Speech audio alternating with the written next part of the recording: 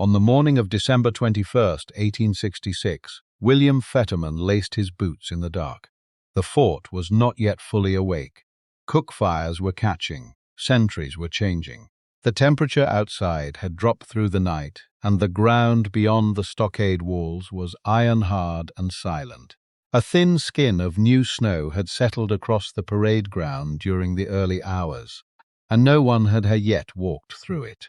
He had been at Fort Kearny for weeks now, and those weeks had been a slow, grinding erosion of patience.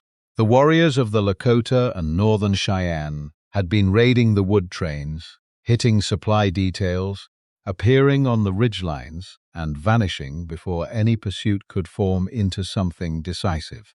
Every engagement ended the same way.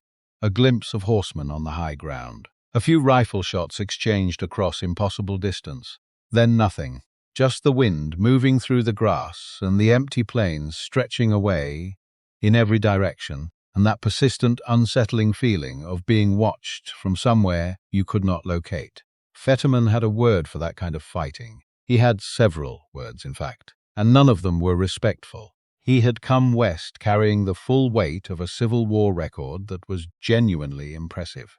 He had stood in the artillery storms at Missionary Ridge. He had led charges that fractured Confederate lines at a moment, when fractured lines meant the difference between victory and catastrophe. He understood what organized, disciplined, determined resistance looked like. Resistance from men who were trained, equipped, and motivated by the full machinery of a nation at war. He had faced that. He had survived it. And in his estimation, measured against that standard, what he had encountered so far on the northern plains did not qualify. He had said so, plainly, repeatedly, without apparent concern for who was listening. "Give me 80 men," he had reportedly told his fellow officers. 80 men, and I will ride through the whole Sioux nation. He meant it. That is the thing you have to hold clearly in mind as this story moves forward. He was not performing confidence for the benefit of junior officers or establishing dominance in a social hierarchy. He genuinely, completely believed it.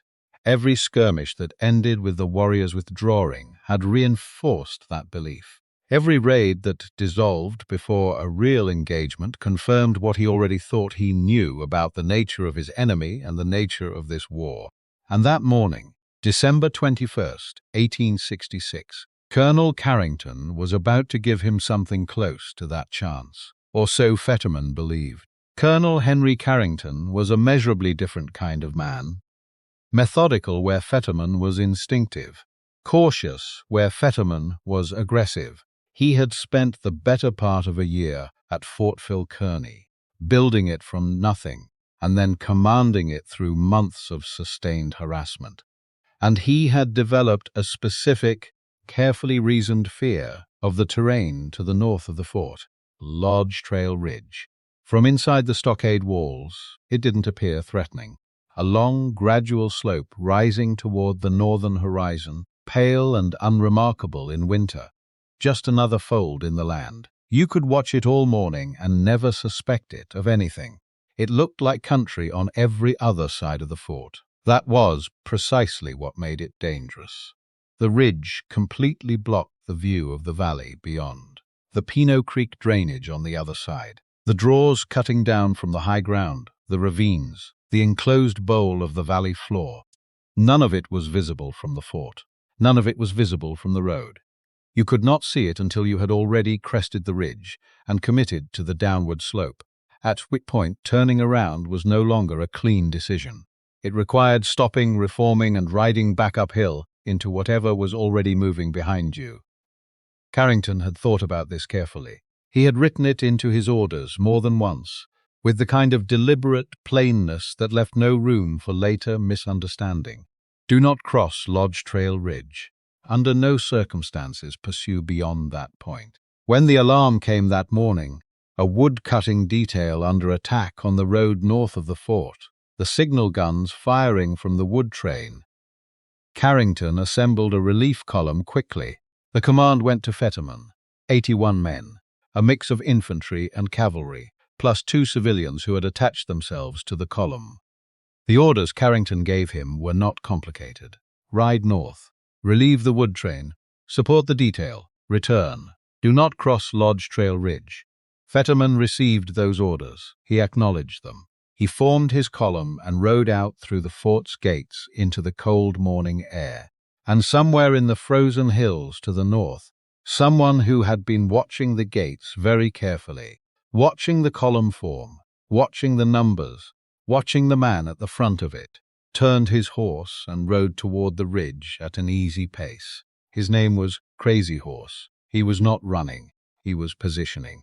What Crazy Horse understood about William Fetterman, without having met him, without speaking his language, without access to his record or his private conversations, was something that operated at a level beneath biography. He understood the psychology of a man shaped by a particular kind of war, a man who had learned that aggression rewarded, that pursuit won engagements, that the enemy who ran was the enemy who could be caught and broken. A man who had spent weeks watching an opponent that seemed to dissolve every time he moved toward it. Such a man did not require elaborate deception. He required only the appearance of opportunity. The decoy plan had not been assembled the night before. The warriors of the Lakota, Northern Cheyenne, and Arapaho had been preparing the Peno Creek Valley for days. They had moved fighters into position in the draws and the tall grass and behind the rocky outcroppings that flanked the valley floor. They had established the withdrawal line. They had selected the decoy riders, a small group, perhaps 10 or a dozen, whose assignment was precise and psychologically demanding. Be visible, be close enough to chase, never be catchable, keep the pursuit moving north. Crazy Horse would lead them personally. When Fetterman's column cleared the fort and moved north along the Bozeman Trail, the decoy riders appeared where the plan required them, on a low rise, clearly visible against the winter sky, close enough that the distance felt closeable with a hard ride. They moved back and forth. They made noise. They made themselves the most compelling thing in Fetterman's field of vision. He turned north, away from the wood train he had been ordered to relieve, away from Carrington's explicit instructions. The chase was underway. What followed across the next mile and a half of frozen terrain was not a rout. It was a carefully managed performance, and it required from the decoy riders a level of tactical discipline that is easy to underestimate in retrospect. They had to hold a specific distance, not so far that the pursuit lost confidence and slowed, not so close that a lucky burst of speed from the cavalry would close the gap prematurely. They had to read the terrain and the pace of the men behind them in real time, adjusting constantly, all while moving toward a ridge that had to be reached at exactly the right moment. The infantry fell behind the cavalry. The column began to stretch and separate as the faster horsemen pressed the pace and the foot soldiers labored across the broken, frozen ground. The gap between the two groups was widening, quietly, gradually, without anyone making a decision that it should. At least once during the chase, the gap between the decoy riders and the pursuing cavalry opened too wide. The pursuit slowed. Some of the soldiers appeared to have hesitated. The distance had grown, the quarry seemed to be escaping, and perhaps the ridge ahead registered on someone as the boundary they had been ordered not to cross. The bait was nearly lost, and then Crazy Horse stopped. He pulled his horse to a halt in the open ground, dismounted, and crouched beside the animal. Accounts describe him appearing to examine the horse's leg, a warrior apparently struggling with an injured mount, suddenly vulnerable, suddenly within reach. Consider what that moment required of him. To stop moving, to make himself a stationary target in open terrain, to trust completely that the hundreds of warriors already concealed in the valley ahead and the flanking draws behind him would not stir, would not make a sound, would not give away by any visible motion, that the ground around him was full of men. To place that level of confidence in collective discipline, under pressure, in freezing cold. The pursuit resumed. The hesitation passed. The soldiers pressed forward again, and now the ridge was close. Right there, rising ahead of the horses, the crest may be 200 yards away. Fetterman still believed at that moment that he was making a choice, that he was the one deciding how this morning would go. The column-crested lodge trail ridge. The valley opened in front of them, wide, enclosed on three sides by high ground, the Peno Creek drainage running along the floor, the draws cutting up into the ridgelines on both flanks. And in the first seconds after they came over the crest, it probably appeared unremarkable, an ordinary winter valley, the decoy riders disappearing toward the far end, the trail continuing north, the terrain no different in character from everything they had already crossed. There was no obvious reason to stop. The cavalry pressed further down into the valley, widening the separation from the infantry, still coming over the ridge behind them.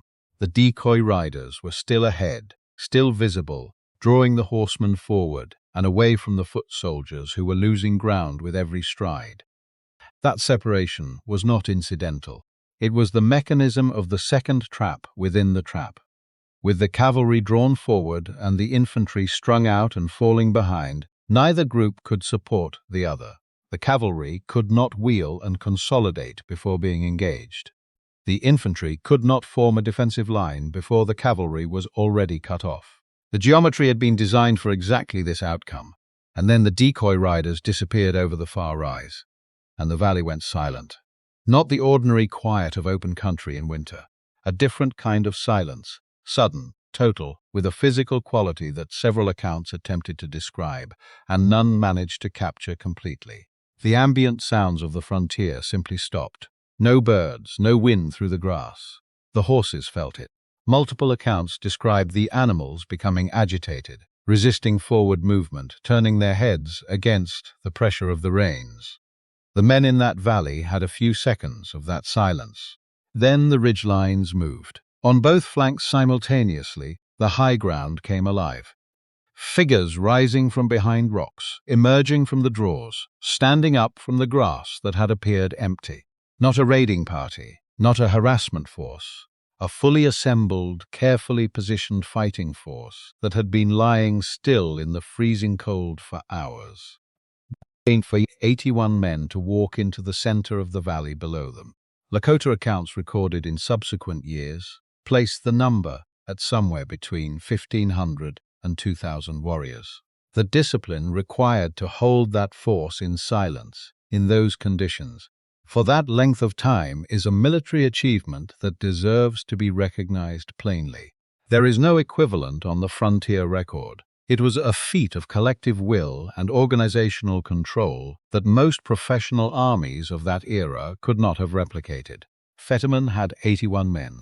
The cavalry was engulfed first, driven toward a rocky outcropping at the northern end of the valley, before a coherent response was possible, cut off from the infantry, unable to use their horses effectively on the broken ground. The infantry reached a low rise on the western side of the valley and made their stand there.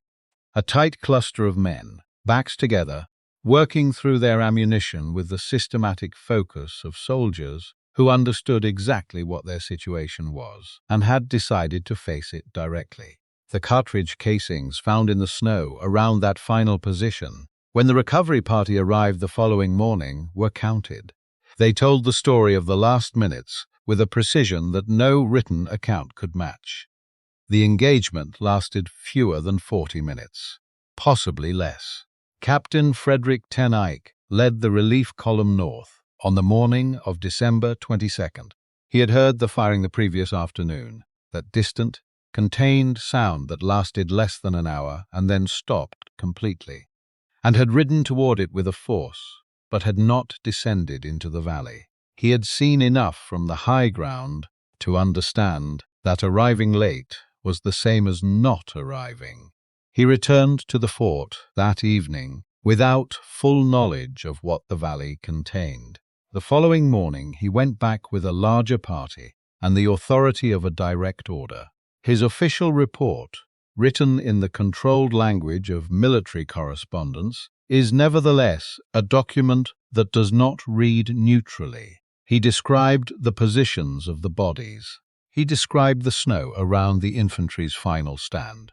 churned and marked in ways that communicated, without requiring interpretation, how the last minutes had been spent.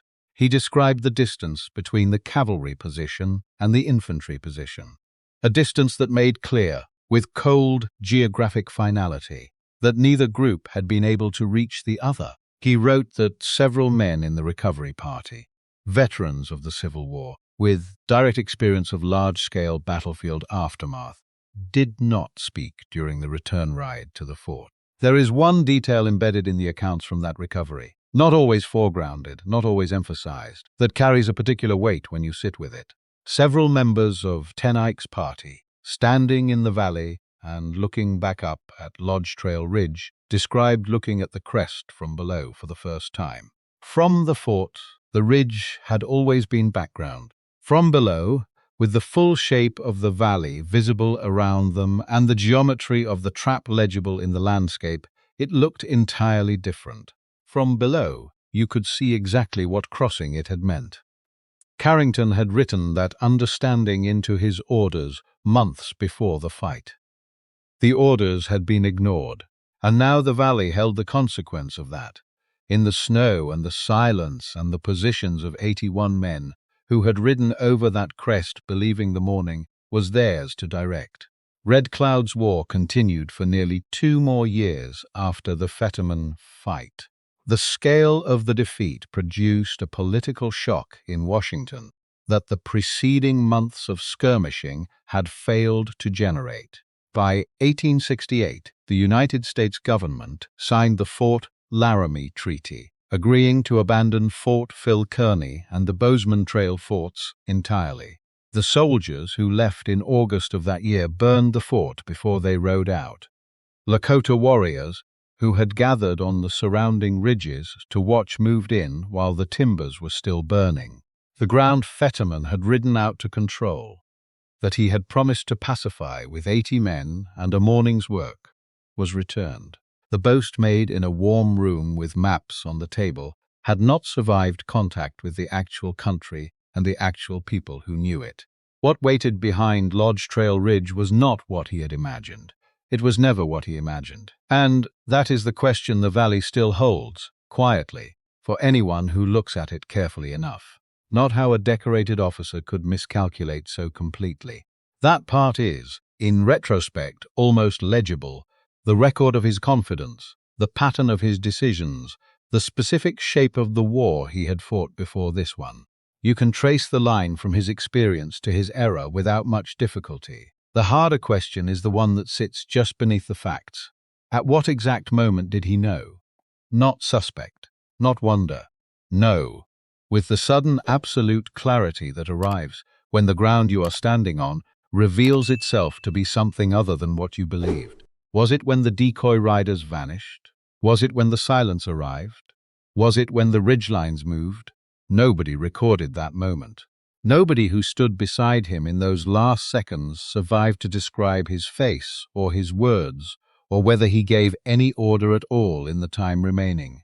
All that survives is the valley, the positions in the snow, the ridge behind them, and the question the Peno Creek Valley has never stopped asking, quietly, without insistence, to anyone who takes the time to stand in it. If you had been the one at the front of that column, with the ridge behind you, and the silence pressing in, and the certainty you had carried all morning beginning, for the first time, to feel uncertain, what would you have done with the seconds you had left? That answer says more about how history is made than any battle map ever drawn.